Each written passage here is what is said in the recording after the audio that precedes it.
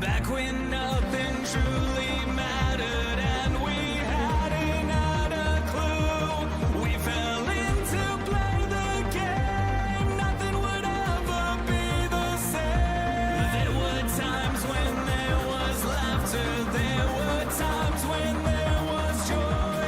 But they took it all away for the pleasure in our pain.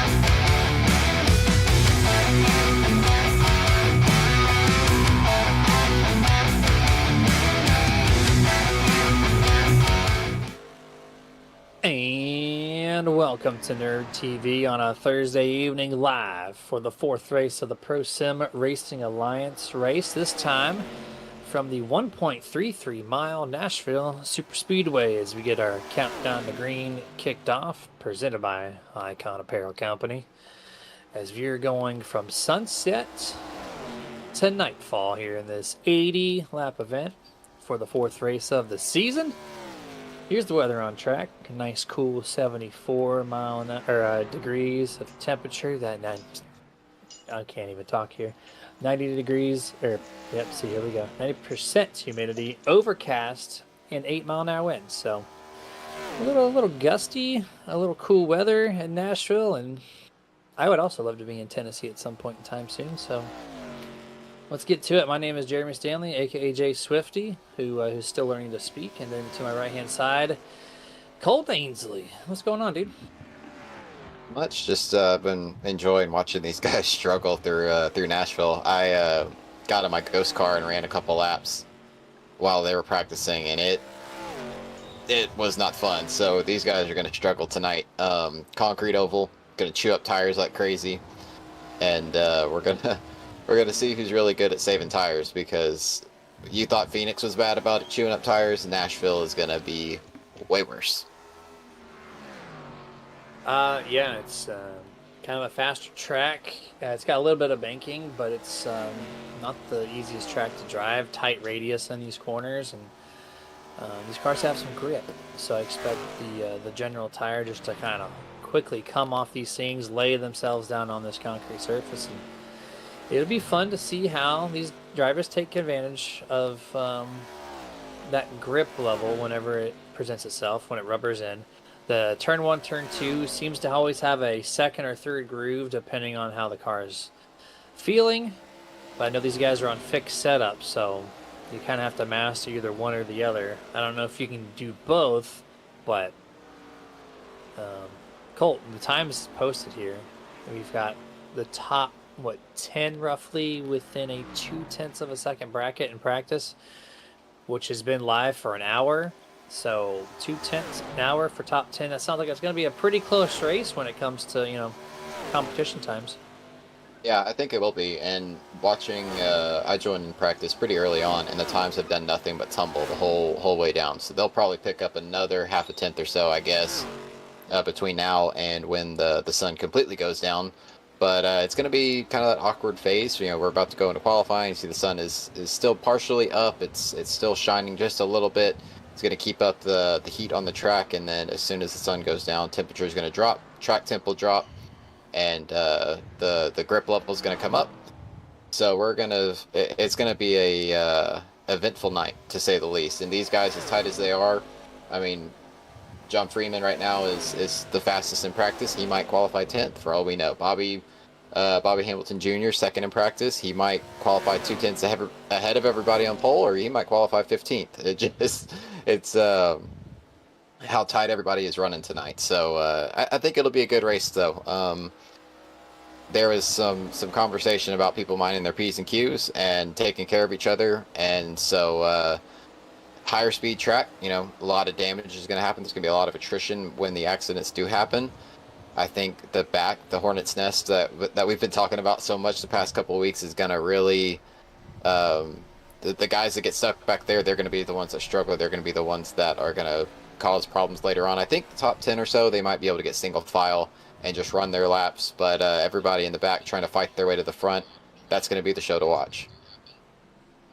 Guys, we're getting some great aerial shots here from Dustin driving the Space Panda drone cam around this 1.33 mile tri-oval speedway. Your points, as we got 9 or 10 now live on YouTube, as we got just a few seconds before qualifying starts. Your top 5 in that points order is Rodney Roberts. He's got a 5-point lead over Derek Runge. Third place is Brandon Schumann at 33 back. Derek Welch, 37 back, and Dominic Bettini is 40 points out. Your top 5 as it sits through 3 races of this inaugural season for the ProSim Racing Alliance fixed setup ARCA. Here we go. Qualifying is on. We are almost nightfall. Speaking of falling, we're gonna let these cameras fall off your screen, and we're gonna ride along with someone in the top 5 who was pretty quick. We're gonna let them file in here. What about the number 33, Will Hewitt, 4th fastest in practice? He's out on track now, and John Freeman, your fastest guy, did make it on track. The only driver to hit a .5. So let's bounce between these two. Will Hewitt in the 33. He was in a black hood, and then we have John Freeman in the 2, which is in an orange hood, it looks like. Will Hewitt getting ready to run his qualifying lap. He was decently fast in practice. He had a 29.683, and so he's going to run that kind of high line, a little higher up. I noticed something really bad.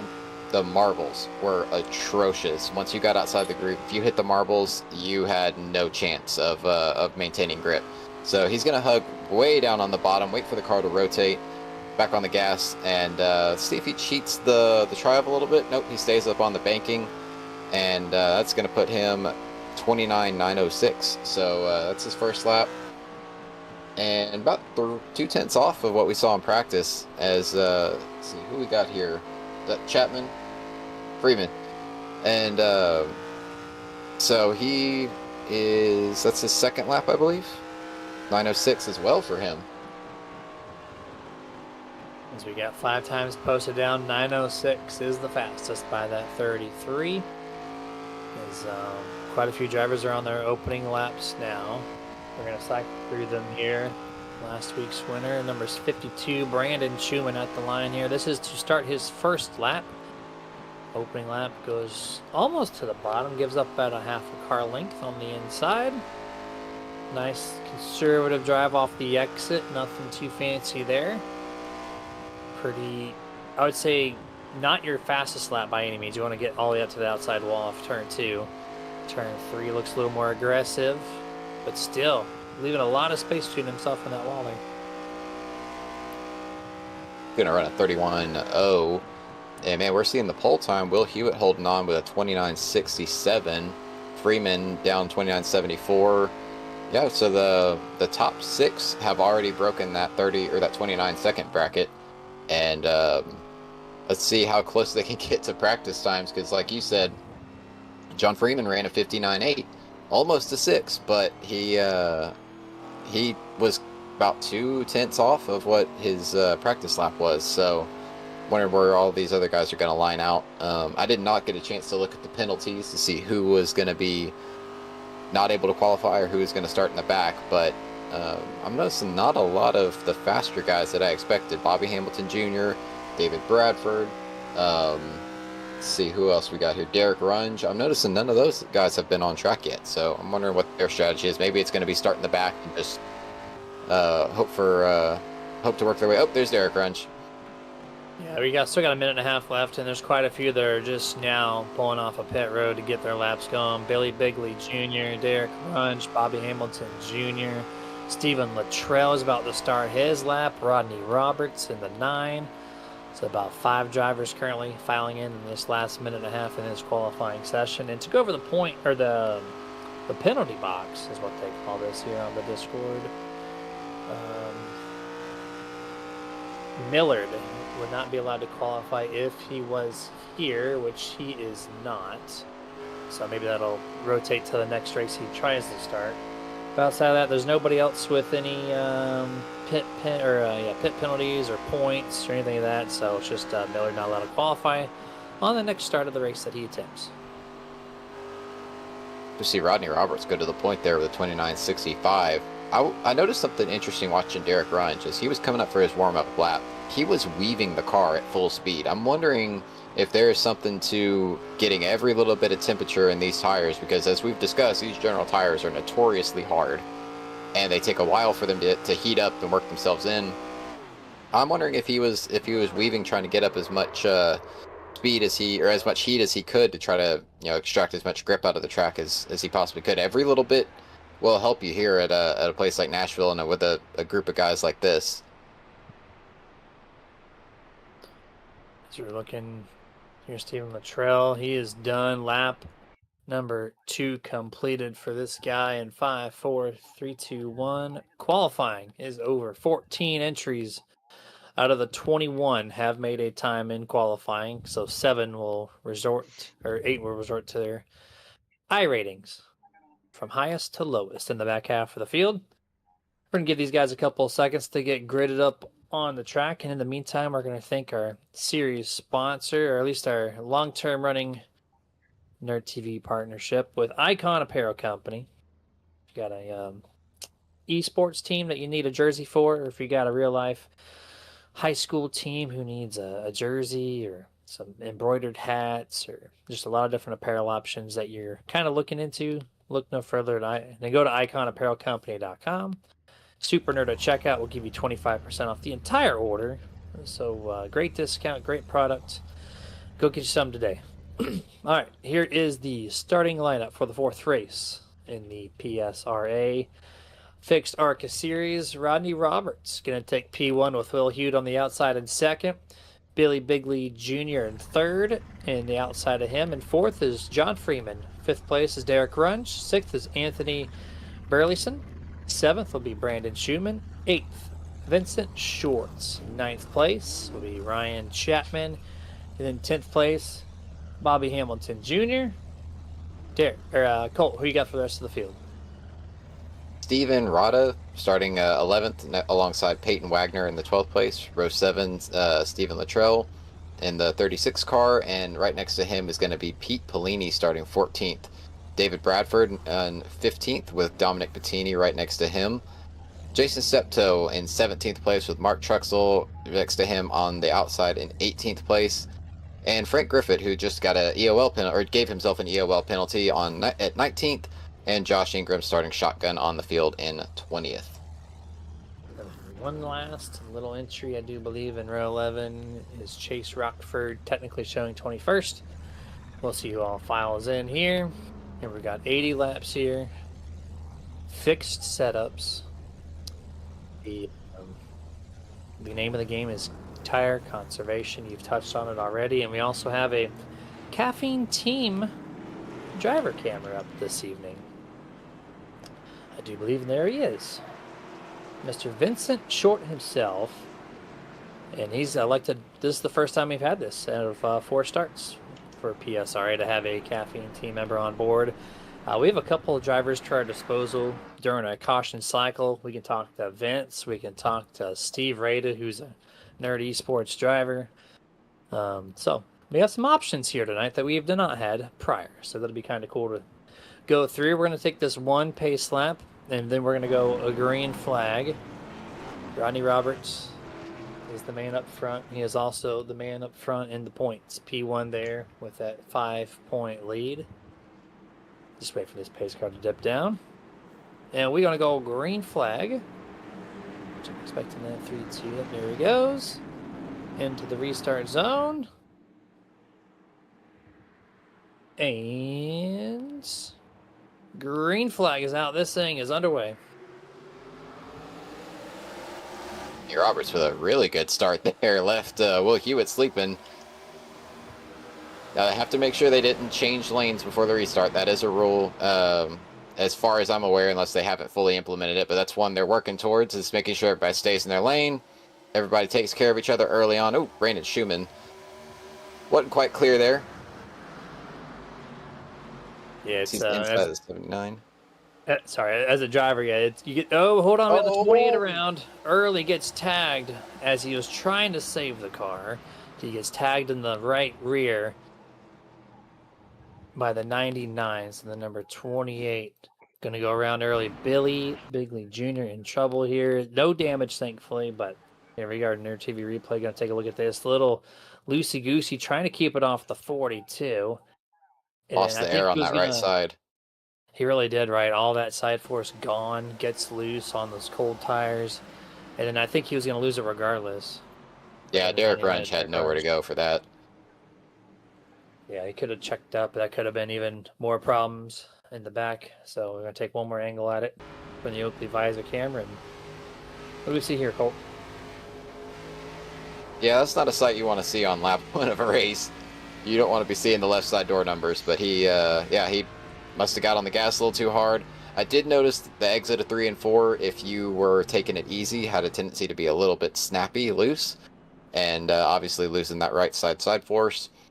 He really didn't have control of that car, and so he just kind of had to let it come around. And unfortunately, Derek had nowhere to go and ran into the back of him. But luckily, it doesn't look like either one of them have damage. Just some flat spots on the number 28 4 tires, and he'll be ready to rock and roll. But he's got to start from the back. Yeah, we'll see what he can do to get around these guys to pass and get back to the top 5. That'd be an early chance for us to see how someone's going to be able to navigate that. So that's exactly what Billy's going to be wanting to do. He wants that back. He wants that lap, turn 3, turn 4 back, so he can, make up for it and then some. But we're going to do a few pace laps here. We're going to shout out another one of our partners while we got an opportunity. iRacingIFlag.com. If you guys head there, you can complete your sim rig by putting a 64 LED matrix display system next to your monitor on your sim rig, wherever you're going to be able to see it.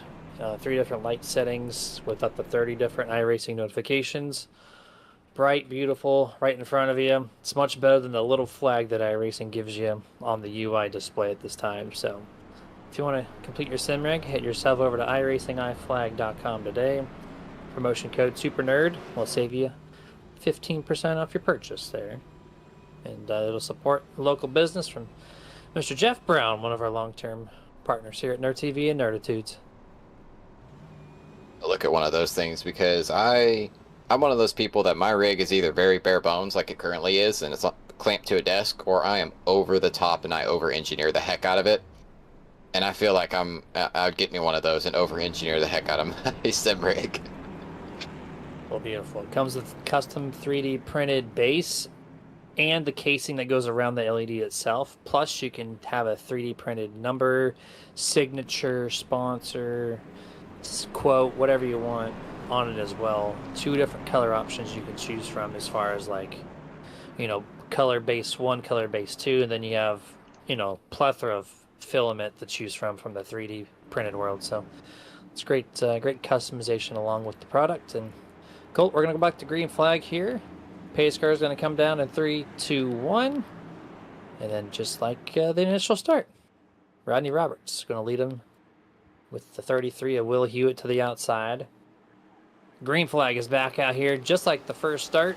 The number 9 Rodney gets a great jump, this time 2 to 3 car lengths, even over second place Will. And to turn number 1, everybody else 2 by 2 except for the race leader. Looks like Will Hewitt was kind of asleep on the restart there, but Derek Runge shoved him all the way down the front stretch and into turn 1 to get him back going. And you see that momentum carrying down the back stretch as he's going to clear the 42 there, and fortunately Derek Runge hung out to dry. As you can still see these cars dancing around a little bit. Somebody gets to that big spoiler as Brandon Schumann clips the wall a little bit. You see the guys get close to that spoiler, and they'll get a little wiggly. And but that's not something these guys are not used to. That's something that they can compensate for pretty quickly, and a lot of times they actually prefer that, and they can drive off of it. Oh, Peyton Wagner riding the wall back there. Yeah, he entered turn 1 all the way up against the wall, basically trying to Kyle Larson this thing. There's probably some marbles from practice up there, so trying to sweep the track clean in the opening laps here, this 80-lap event. A little side-by-side, almost 3 wide. It looks like it just for a split second. They go quickly 2 wide all the way through.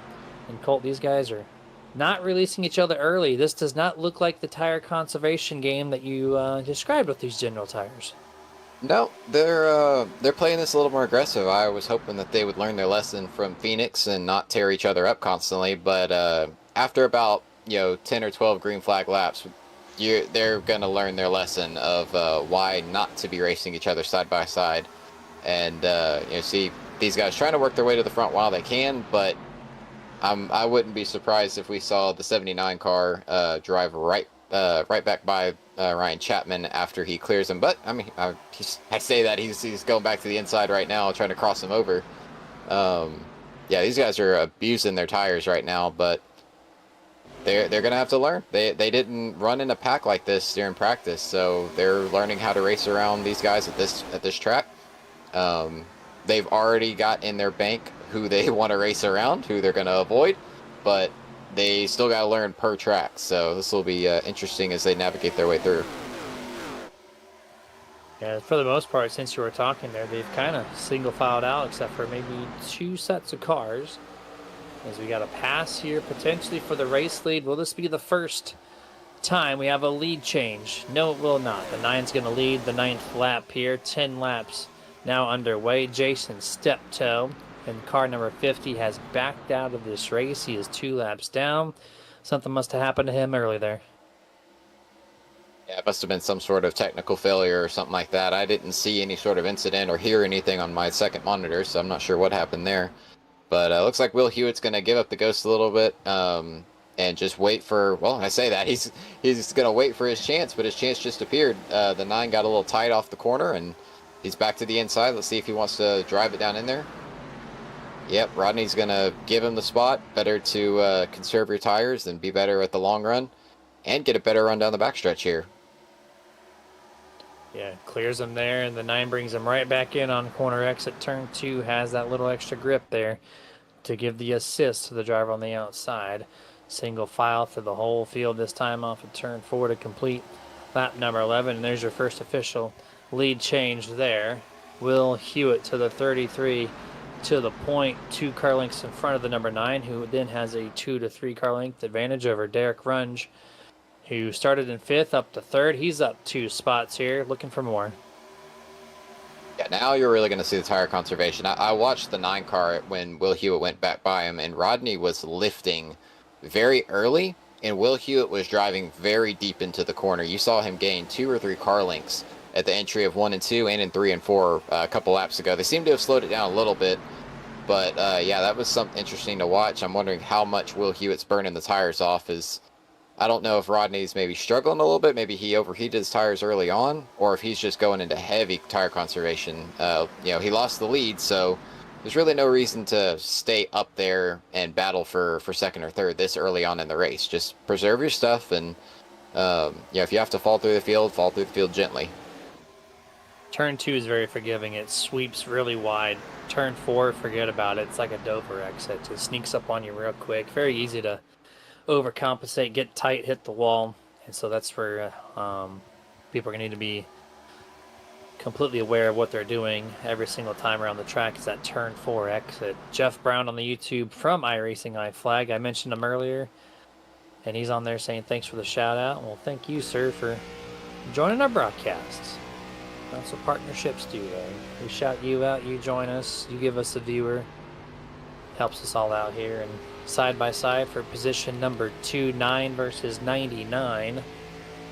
And it looks like at the moment Derek has a great launch off of turn 2. He should be able to take care of him in 3 and 4. We'll see how much Rodney wants to push the issue. He keeps it exactly door to door until exit, a little loose. And the 9's going to have the nose, and here comes also. He's 42 on the car panel, but he's number 2 on the pile on Mr. John Freeman. Oh, as he gets tight there, pushes almost into the 9. That was fun to watch between the 2 points leaders. Rodney Roberts, obviously the overall points leader, Derek Runge leading in the wins, and they're both 1 and 2 in official points. So I wonder if that was a little bit of posting up for each other, letting them know, hey, I'm here. I'm not going to race you too hard, but, we're going to be the 2 battling it out so far. So that was a fun little battle. But let's see if Derek Runge are really good at tire. He's really good at tire. English is difficult for me tonight. He is very good at saving tires. And so let's see if Will Hewitt burned his stuff up and Derek Runge can slowly start tracking him down, because he's got about a 0.6 of a second lead, and which for a fixed race is half a racetrack. And so we'll see if he starts tracking him down. And looks like everybody's minding their P's and Q's, staying for the most part single file. So maybe they all did learn their lesson and they're just going to lift early, drag the brakes just a little bit, take care of their stuff, and work their way through the field and wait till everybody else burns their stuff up to start making moves. Yep, everyone's doing that except for, the Nerd TV's usual, the top 10 area. Right around the 10th place, they've been dicing up. We got Stephen Luttrell trying to pass Peyton Wagner on the inside, and then right behind them we have another 2 wide directly. That's the 28 of Billy Bigley and the 49 of Dominic Bettini. And those front two separate. Now here comes the 28, gonna completely clear that 49. Now he's underneath 36, the Luttrell. Tries it off into turn 3. 49 is gonna try to lift a little early into 3 to get the launch off of 4. Barely has the nose there, keeping Billy down to the inside lane as we cross the line to start lap 20. So we're already a quarter of the way into this thing there, Colt. Yeah, they're working. These two are racing really hard right now. I was looking back. I kind of wasn't paying attention, to be honest. I was looking back. I saw somebody go off track down there on the backstretch, and looks like it was Vincent Short got loose off of 2, and he saved it. Didn't, but